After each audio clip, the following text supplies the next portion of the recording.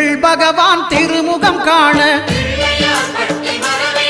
அங்கு கற்பக பெருமான் தொப்புள் குழியில் திங்கள் பகவான் திருமுகம் காண அங்கு கற்பக பெருமான் தொப்புள் குழியில் பார்க்கடல் பிறந்த சந்திர பகவான் கணபதி வயிற்றில் நிறைந்திருப்பான் எங்கள் கற்பகத்தானை கண்டவர் தமக்கு தீரா பிணிகளை தீர்த்து வைப்பான்